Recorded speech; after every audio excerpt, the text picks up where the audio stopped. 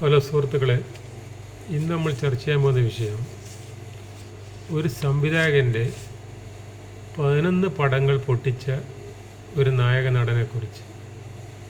മറ്റാരുമല്ല, നമ്മുടെ ഇന്നത്തെ ഏകദേശം ഔട്ടിൻ്റെ വക്കിലെത്തി നിൽക്കുന്ന മമ്മൂട്ടി എന്ന നായക നടൻ്റെ. സംവിധായകൻ ഒരു വലിയ കഴിവൊന്നുമില്ല. പിന്നെ കുറേ പടത്തിൽ, ശശികുമാറിൻ്റെ പടത്തിൽ അസിസ്റ്റൻ്റായി വർക്ക് ചെയ്ത് അങ്ങനെ സ്വതന്ത്ര സംവിധായകനാണ്. അയാളുടെ ഭൂരിപക്ഷം പടങ്ങളും പരാജയമാണ്. അതിൽ മമ്മൂട്ടിയാണ് ഇരയായത്. അപ്പോൾ അതിനെക്കുറിച്ച് നമുക്കിന്ന് ചർച്ച ചെയ്യാം. 11 പടങ്ങൾ സംവിധായകൻ്റെ പേര് പറഞ്ഞിട്ടില്ല, PG വിശ്വംഭരൻ. PG വിശ്വംഭരൻ മമ്മൂട്ടി കൂട്ടുകെട്ടിലുള്ള 11 പരാജയ ചിത്രങ്ങളെ കുറിച്ചാണ് എന്ന് പറയാൻ പോകുന്നത്. മൂപ്പറാകെ 10-18 പടം മമ്മൂട്ടിയും വിശ്വംഭരനും ഒരു 10-18 പടത്തിൽ ഒത്തുചേർന്നിട്ടുണ്ട്. അതിൽ 11 പടം സൂപ്പർ ഫ്ലോപ്പ്. അതിലൊന്ന് സാഗരം ശാന്തം എന്ന് പറഞ്ഞൊരു പടം എടുത്തു മൂപ്പർ. അത് വലിയ കാര്യം പോലെ എടുത്ത പടമാണ്. ഒരു മമ്മൂട്ടി ഒരു വലിയ കപ്പട മീശയെല്ലാം വെച്ചിട്ട് പോസ്റ്ററിൽ. പടം 2 ആഴ്ച തികച്ചിട്ടില്ല, ഒരു 10 ദിവസം കളിച്ച പടമാണ് സാഗര ശാന്തം. പിന്നെ ഒരു കൊച്ചു കഥ, ആരും പറയാത്ത കഥ എന്ന് പറഞ്ഞിട്ട് ഊട്ടിയിലെല്ലാം പോയിട്ട് എടുത്തതാണ്. ഇങ്ങനെ ഒരു ഷോളെല്ലാം ഇട്ടിട്ട്, മമ്മൂട്ടി ഷോളും കാര്യമെല്ലാം ഇട്ടിട്ട്, പാൻറ്റും. അത് സൂപ്പർ ഫ്ലോപ്പ്, വിശ്വംഭരൻ മമ്മൂട്ടി ടീമിൻ്റെ. പിന്നെ ഹിമവാഹിനിയും ഫ്ലോപ്പായ പടം, 1.5 ആഴ്ച കളിച്ച പടം, PG വിശ്വംഭരൻ മമ്മൂട്ടി. പിന്നെ ഇതിലെ ഇനിയും വരുന്നൊരു പടം കളിച്ചു. അത് ഹിന്ദിയിൽ സൂപ്പർ ഡൂപ്പർ ഹിറ്റായ ദിലീപ് കുമാറും അനിൽ കപൂറും അഭിനയിച്ച മഷാൽ എന്ന് പറഞ്ഞ പടത്തിൻ്റെ റീമേക്കാണ്. ഒരു പത്രപ്രവർത്തകൻ്റെയും പിന്നെ ഒരു ഗ്യാങ് ലീഡറെ ആയിട്ട് അഭിനയിച്ച അനിൽ കപൂർ. അത് റീമേക്ക് ചെയ്തേരം ദിലീപ് കുമാറിൻ്റെ റോളിൽ മമ്മൂട്ടിയും അനിൽ കപൂറിൻ്റെ റോളിൽ മുകേഷ്. രണ്ടും ആനയും അണ്ണാനും തമ്മിലുള്ള വ്യത്യാസം. ദിലീപ് കുമാറിൻ്റെ റോളിൽ മമ്മൂട്ടി എടുത്ത് ആനയും അണ്ണാനും തമ്മിലുള്ള ഒരു ഡിഫറൻ്റ് ഉണ്ട്. അതുപോലെ തന്നെ അനിൽ കപൂറിൻ്റെ റോളിൽ മുകേഷിനെല്ലാം ആരെങ്കിലും ഇടുമോ? സംവിധായകൻ തലക്ക് വെളിവില്ലാത്ത സംവിധായകനാണ് ഈ PG വിശ്വംഭരൻ. അങ്ങനെ വിശ്വംഭരൻ്റെ ആ പടം പൊട്ടിത്തകർന്ന് ഇതിലേ ഇനിയും വരും. 1 ആഴ്ച കളിച്ച പടം, ഹിന്ദിയിൽ സൂപ്പർ ഡ്യൂപ്പർ ഹിറ്റ്. അതുപോലെ ഹിന്ദിയിൽ ഹിറ്റായ ഫിലിമാണ് അന്തർബാഹർ, അനിൽ കപൂറും ജാക്കി ഷറഫും അഭിനയിച്ച പടം. അത് മലയാളത്തിൽ PG വിശ്വംഭരൻ്റെ അടുത്ത് അനിൽ കപൂറിൻ്റെ റോളിൽ മമ്മൂട്ടിയും ജാക്കി ഷറഫിൻ്റെ റോളിൽ ലാലു അലക്സ്. പടം പൊട്ടിത്തകർന്നു. അതിൽ ക്ലൈമാക്സിൽ മമ്മൂട്ടി ഒരു ഹെലികോപ്റ്റർ പിന്നെ ഏകദേശം സ്റ്റാർട്ടാക്കി പുറപ്പെടാൻ പോകും, കുറച്ച് മേലെ എത്തിയാൽ ഹെലികോപ്റ്റർ പിടിച്ച് താഴേക്ക് ഇറക്കുന്ന സീനുണ്ട്. അത് കണ്ടിരുന്ന തിയേറ്ററിൽ കുറേ ആൾ കൂവിയിട്ട് ഇറങ്ങിപ്പോയി. പിന്നെ ആ സീന് കണ്ടിട്ട് അത് പൊട്ടിത്തകർന്ന പാടം. പിന്നെ ഒരു പാടാണ് അവൾ കാത്തിരുന്നു അവനും. അത് KP കൊട്ടാരക്കരയാണ്. നസീർ സാറിനെ വെച്ചിട്ട്, ബിഗ്ഗസ്റ്റ് സൂപ്പർ സ്റ്റാർ പ്രേം നസീറിനെ വെച്ചിട്ട് നിരവധി ഹിറ്റ് സിനിമകൾ എടുത്ത KP കൊട്ടാരക്കര. ഈ നസീർ സാർ രാഷ്ട്രീയത്തിൽ ഇറങ്ങിയ സമയത്ത് മമ്മൂട്ടിനെ ഇട്ടിട്ടൊരു പടം എടുത്തതാണ് അവൾ കാത്തിരുന്നു അവനും. 1 ആഴ്ച കളിച്ച പടമാണ്. കൃത്യം 1 ആഴ്ച കൊണ്ട് അത് ചേഞ്ചായി. അതായത് പണ്ടത്തെ ബ്ലോക്ക് ബസ്റ്റർ രക്തപുഷ്പവും ഇതെല്ലാം എടുത്ത് കൊട്ടാരക്കരൻ്റെ പടം പൊട്ടിത്തകർന്നു. പിന്നെ ഒന്ന് ചിരിക്കുമെന്ന് പറഞ്ഞിട്ട് ഷീലയാണ് അതിൻ്റെ കഥ തിരക്കഥ. ഇതിന് ഷീലക്ക് എന്തെങ്കിലും എന്താ പറയണ്ടേ, ഷീല എല്ലാ കാര്യത്തിലും ഇടപെടും. ചിത്രം വരയ്ക്കൽ, കഥ എഴുതൽ, എന്നിട്ട് പറയും ഞാൻ അത് ചെയ്യും ഇത് ചെയ്യും ഇതെല്ലാം പറയും. അവസാനം അങ്ങനെ ഒരു കഥ എഴുതി കൊടുത്താണ് ഒന്ന് ചിരിക്കുമെന്ന് പറഞ്ഞിട്ട് മമ്മൂട്ടി മീശയൊക്കെ എടുത്തിട്ട് ഒരു മന്ദബുദ്ധിനെ പോലത്തെ റോൾ. അത് മീശ എടുത്ത പോസ്റ്റർ കാണുമ്പോൾ തന്നെ ആൾക്കാർക്ക് മനസ്സിലായി ഇത് മന്ദബുദ്ധിയായിട്ടുള്ള സീനായിരിക്കും. അതുപോലെ തന്നെ പിന്നെ ഇൻ്റർവെലിന് ശേഷം കുറച്ച് നന്നാകുന്നുണ്ട്. ബുദ്ധി ശരിക്ക് ഇൻ്റർവെലിന് ശേഷം വരും. അപ്പോഴത്തേക്ക് ആൾക്കാരെല്ലാം തിയേറ്ററിൽ നിന്ന് ഇറങ്ങിപ്പോയി. അതൊന്ന്. പിന്നെ ഇപ്പം പൊട്ടിയാൽ പോയാലും അത് പൊട്ടിയത് ഹിമവാഹിനി പൊട്ടി, സാഗര ശാന്തം പൊട്ടി, ഒരു കൊച്ചു കഥ, ആരും പറയാത്ത കഥ പൊട്ടി. ഇതിലെ ഇനിയും വരും പൊട്ടി. അവൾക്കാത്തിരുന്നു അവനും പൊട്ടി. പിന്നെ ഈ ലോകം ഇവിടെ കുറേ മനുഷ്യർ എന്ന് പറഞ്ഞിട്ട് ഒരുപാട് എടുത്ത് അംജിദ് ഖാനെല്ലാം കൊണ്ടുവന്നിട്ട് എന്നിട്ടെങ്കിൽ വിജയിക്കട്ടെ നോക്കാൻ വേണ്ടിയിട്ട് അംജിദ് ഖാനെ കൊണ്ടുവന്നു. നോക്കുമ്പോൾ അതും പൊളിഞ്ഞ പാളീസായി. പിന്നെ ഒന്ന് സന്ധ്യക്കെതിരെ സിന്ദൂരം എന്ന് പറഞ്ഞിട്ട് അത് ഒരാഴ്ച തികച്ചണോ സംശയമാണ്. അത് സൂപ്പർ ഫ്ലോപ്പ്. വിശംബരം മമ്മൂട്ടി. പിന്നെ നന്ദി വീണ്ടും വരിക എന്ന് പറഞ്ഞൊരു പടം എടുത്ത് അത് ഓണത്തിന് മമ്മൂട്ടിന് 5 സിനിമകൾ ഒരുമിച്ചിറങ്ങി. അതിൽ ഒരു പടമാണ് വിജയിച്ചത്, അവനാഴി. ബാക്കി 4 പൊട്ടി.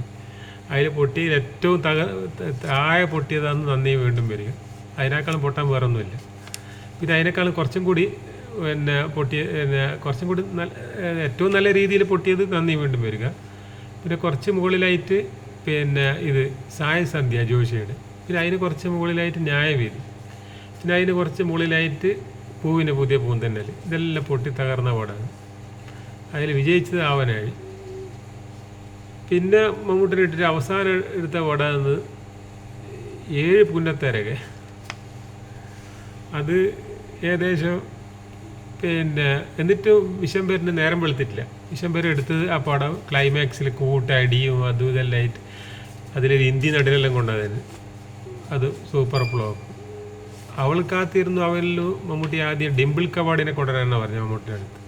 അവസാനം ഡിംപിൾ കവാഡിനെ കിട്ടാത്തതുകൊണ്ട് പിന്നെ മൂൺസൺ എന്ന് പറഞ്ഞ നടനെ കൊണ്ടുവന്നു. ഈ പടങ്ങളെല്ലാം ഒരു സംവിധായകൻ്റെ പൊട്ടിച്ചിട്ട് കയ്യിൽ കൊടുത്ത നടനാണ് മമ്മൂട്ടി. ഇനി ഇതിൽ വിജയിച്ച പടത്തിനെ കുറിച്ചും കൂടി പറയാം. പൊട്ടിയത് മാത്രം പറഞ്ഞിട്ട് ഇതാക്കണ്ട. ഈ ഇവരുടെ കൂട്ടുകെട്ടിൽ വിജയിച്ച പടം സന്ധ്യക്ക് വിരിഞ്ഞ പോകും. അത് വിജയിച്ച പടമാണ്. പിന്നെ പിന്നിലാവ് അത് സൂപ്പർ ഹിറ്റായി. വീണ്ടും ചലിക്കുന്ന ചക്രം അതും വിജയിച്ച പടമാണ്. പിന്നെ ഈ ശബ്ദം ഇന്നത്തെ ശബ്ദം അത് ആജിക്ക് ആവാസ് എന്ന് പറഞ്ഞിട്ട് രാജ് ബബ്ബറിൻ്റെ പടം റീമേക്ക് ചെയ്തത്. അത് വിജയിച്ച്. പിന്നെ ഈ തണലിൽ ഇത്തിരി നേരം എന്ന് പറഞ്ഞിട്ട് വിജയിച്ച്. പിന്നെ കാർണിവൽ ഒരു എവറേജ് വിജയം. അപ്പോൾ ഈ ചുരുക്കി പറഞ്ഞാൽ 6 പടമാണ് വിജയിച്ചത്. എത്ര പടം ഇപ്പം ഞാൻ പറഞ്ഞ് മൊത്തം 17 പടം എടുത്ത് ഇയാൾ വിശംബരൻ മമ്മൂട്ടിനെ ഇട്ടിട്ട് ഒരു വിജയിച്ച പടം 6 പടം. ഇപ്പോഴത്തെ പോലെ തന്നെ ഇപ്പോൾ മമ്മൂട്ടിൻ്റെ മോഹൻലാലിൻ്റെ പടം അങ്ങനത്തെ പണ്ടും ഇവരുടെ പടം അങ്ങനെ തന്നെ പണ്ടും. അല്ലാണ്ട് ഇപ്പോഴായിട്ടല്ല ഇവർക്ക് ഈ പൊട്ടിക്കുന്ന സ്വഭാവം ഉള്ളത്. പണ്ടേ പൊട്ടിക്കുന്ന സ്വഭാവമുണ്ട്. പടം പൊട്ടിക്കുന്ന സ്വഭാവം പണ്ട് കാലത്തേ ഉണ്ട്. ഇപ്പോൾ ഞാൻ ഇതിനിടയ്ക്ക് ഒരു വീഡിയോ ചെയ്തിട്ടില്ല. 20 പടം ഇറങ്ങിക്കഴിഞ്ഞാൽ 2 പടം വിജയിക്കും. ഇതിൽ ഒരു എന്താണ് KM ഷാജഹാൻ എന്ന് പറഞ്ഞൊരാളൊരു വീഡിയോ ചെയ്തിന് മമ്മൂട്ടിൻ്റെ മോഹൻലാലിൻ്റെ ഈ 5 വർഷത്തിൻ്റെ ഇടയിൽ ഇറങ്ങിയ പടം. അതിൽ എത്രയോ അയാൾ പടം പറഞ്ഞ് 16 പടത്തിൽ 2 പടം ഇയാളത് വിജയിച്ചിന് മോഹൻലാലിന്. 18 പടത്തിൽ മമ്മൂട്ടിൻ്റെ 3 പടം വിജയിച്ചു. അയാൾ ആ വീഡിയോ കണ്ടാൽ മതി. ഇതാണ് അയാളുടെ പേര് KM ഷാജഹാൻ എന്നിട്ട് അയാൾ എല്ലാ പടത്തിൻ്റെ പേരും ഇങ്ങനെ എടുത്ത് പറഞ്ഞത്. എനിക്ക് അവരെ പുതിയ പടത്തിൻ്റെ പേരൊന്നും എടുത്ത് പറയാൻ ഒന്നും ഓർമ്മ ഒന്നുമില്ല. എന്തൊക്കെയാണ് പേരാണ് പിന്നെ ആർക്കും മനസ്സിലാകാത്ത പേരും. ഇനി ഇവർക്ക് രണ്ടാക്കും നല്ലത് പിന്നെ ഈ ഇപ്പം ഇതുണ്ടല്ല നമ്മളെ മോഹൻലാൽ ബറോസ് എന്ന് പറഞ്ഞൊരു പടം എടുത്തിട്ട് ഇത്ര 150 കോടിക്ക് എടുത്തിട്ട് 18 കോടിയാണ് കളക്ഷൻ. 18 കോടി എന്ന് പറയണമെങ്കിൽ ഒരു 9 കോടി കിട്ടിയിട്ടുണ്ടോ. 9 കോടി കിട്ടിയാലേ 18 കോടി കിട്ടിയെന്ന് പറയുള്ളൂ. അപ്പോൾ ഒരു 140 കോടി നഷ്ടമാണ് ആ പടത്ത് എടുത്തത്. മോഹൻലാലിൽ അത് വിട്ടിത്തം പറ്റിയത്. ആ പടം എന്ന് പറഞ്ഞാൽ വേറെ മമ്മൂട്ടിനെയും കൂടി ആ പടത്തിൽ ഇടണമായിരുന്നു. ബറോസ് ഒരു കുട്ടിയൊക്കെ എടുക്കുന്ന സിനിമയല്ലേ, 3D ആയിട്ട്. അപ്പം നല്ല 3D തന്നെ എടുക്കാം ഇവർക്ക്. മമ്മൂട്ടി മോഹൻലാൽ ഒരുമിച്ച് അഭിനയിച്ചിട്ട് ഒരു 3D എടുത്താൽ കുറച്ച് പൈസ ലാഭം കിട്ടിയാണ് മോഹൻലാലിന്. ഈ 150 കോടി ചിലവാക്കിയിട്ട് ഇതില്ല നമ്മൾ ബാലരമയിലെ മായാവി എന്നുള്ള സിനിമ പണ്ട് കളിച്ചിട്ട് അത് ബാലരമയായിട്ട് ബന്ധപ്പെട്ടതല്ല. പക്ഷെ ബാലരമയിലെ കുട്ടൂസിൻ്റെ ഡാഗിനിൻ്റെയും കഥയുണ്ടല്ലോ.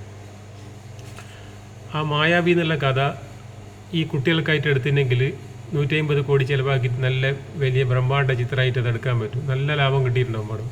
ബറോസ് എടുത്തതിന് പകരം അതെടുത്താൽ മതി. കാരണം കുട്ടൂസിൻ്റെ റോളിൽ മമ്മൂട്ടിയും ലുട്ടാപ്പിൻ്റെ റോളിൽ മോഹൻലാൽ. ഈ മോഹൻലാൽ ഇതൊരു ഭൂതമായിട്ടാണ് തോന്നുന്നു അഭിനയിച്ചത് ബറോസിൽ. ആ ഭൂതം മായാവിയിലെ ലുട്ടാപ്പിയായാൽ മതി. ലുട്ടാപ്പി ഒരു ഭൂതമാണ്. അപ്പോൾ അതിൽ മമ്മൂട്ടിനെ കുട്ടൂസനായിട്ടും പിന്നെ മോഹൻലാലിനെ ലുട്ടാപ്പിയായിട്ടും തുല്യ റോള് കൊടുക്കാൻ ഈക്വൽ റോള് ഹരികൃഷ്ണൻസിലുള്ള പോലെ. എന്നിട്ട് ഡാഗിനിൻ്റെ റോളിൽ നമുക്ക് ഷീലാമ്മനെ കൊണ്ടുവന്നാൽ മതി. ഷീലാമ്മ ഇപ്പോൾ പിന്നെ നസീർ സാറിൻ്റെ കൂടെ പണ്ട് അഭിനയിച്ചിട്ട് നസീർ സാറ് പിന്നെ നസീർ സാറായിട്ട് പണങ്ങിനെ കല്യാണം കേൾക്കാൻ പറഞ്ഞ നസീർ സാർ കല്യാണം കഴിച്ചിട്ടില്ല. അങ്ങനെ പണങ്ങിയിട്ട് പിന്നെ നസീർ സാറിൻ്റെ ശത്രുവാണ്. എവിടെ ചെന്നാലും നസീർ സാറിൻ്റെ കുറ്റം പറയല പണി. പിന്നെ നസീർ സാറിനോട് പണങ്ങിയ ശേഷം ഷീലാമ്മ ഗതികിട്ട പ്രേതത്തിനെ പോലെ ആയിപ്പോയില്ല. ആരും പടത്തിലെടുക്കാനില്ല. ലാസ്റ്റ് ശരവൻ ചേർത്തിലായിട്ട് അഭിനയിച്ചത്. അങ്ങനെ ആയിപ്പോയില്ല. അപ്പോൾ ഇപ്പോൾ ഷീലാമ്മക്ക് വേറെ ജോലിയൊന്നുമില്ല. അപ്പോൾ കുട്ടൂസിൻ്റെ റോള് മമ്മൂട്ടി, ലുട്ടാപ്പിൻ്റെ റോളിൽ മോഹൻലാൽ, ഡാഗിനിൻ്റെ റോളിൽ ഷീലാമ്മ, പിന്നെ അതിലെ കഥാപാത്രം രാജു രാധ. ഇപ്പോഴത്തെ പിള്ളേർ ഇട്ടാൽ മതി. രാജുവിനെ മറ്റേ നെസ്ലി എന്ന് പറഞ്ഞ നടനുണ്ടല്ലോ ഇപ്പോഴത്തെ, എന്താന്ന് പ്രേമുലു. പ്രേമുലുവിനെ പിടിച്ചിട്ട് രാജു ആക്കിയിട്ട് രാധ ഇപ്പോഴത്തെ ഏതെങ്കിലും ചെറിയ നടി ആരും കണ്ട് കാവ്യമാധവനിട്ടാൽ ശരിയാവില്ല. കാവ്യമാധവൻ കുറച്ച് പ്രായമായിപ്പോയി. വേറെ ഇപ്പോഴത്തെ മഹിമനാക്കിയാൽ മതി. മഹിമനെ രാധയാക്കാൻ. മഹിമ രാധ, മറ്റേ ഇത് രാജു, നസ്ലിൻ, 5 പേരും കൂടിയിട്ട് ഈ ബ്രഹ്മാണ്ഡ സിനിമ ഈ 3D ആക്കിയിട്ട് ബറോസ് എടുത്ത പോലെ ഒരു 150 കോടി ഉറുപ്പൊക്കെ എടുത്തിട്ടുണ്ടെങ്കിൽ പടം സൂപ്പർ ഡ്യൂപ്പർ ഹിറ്റാവും. ഈ 150 മറ്റേ ബറോസിൽ നഷ്ടപ്പെട്ട 150 കോടി മോഹൻലാൽ തിരിച്ചു പിടിക്കാനും കഴിയും. ബറോസിൽ മോഹൻലാൽ പകുതി കഷണ്ടേറ്റ് അഭിനയിച്ചത്. ഇതിൽ ലുട്ടാപ്പിയാകുമ്പോൾ ഫുൾ മുട്ടയടിച്ചാൽ മതി. പിന്നെ മമ്മൂട്ടിക്കാണെങ്കിൽ ഇപ്പോഴത്തെ വിഗ് കുറച്ചും കൂടി നീട്ടി വെച്ച് കൊടുത്താൽ മതി. ഇതെല്ലാം ഞാൻ പറഞ്ഞ കാസ്റ്റിംഗ് എല്ലാം നല്ല കറക്റ്റാണ്. ഇനി ഇവർക്ക് അങ്ങനെ എന്തെങ്കിലും പടം എടുത്തിട്ട് കുട്ടികളെ പടം എടുക്കാനേ പറ്റൂ. അല്ലെങ്കിൽ അമർ ചിത്ര കഥ, മറ്റേ പണ്ടത്തെ അമ്പിളി അമ്മാവിലെ അമർ ചിത്ര കഥ എടുത്താൽ മതി. അല്ലാതെ സാധാരണ പടം എടുത്താൽ ഇനി ഇവരുടെ പടം ആരും കാണുമെന്ന് എനിക്ക് തോന്നുന്നില്ല. ഓക്കെ.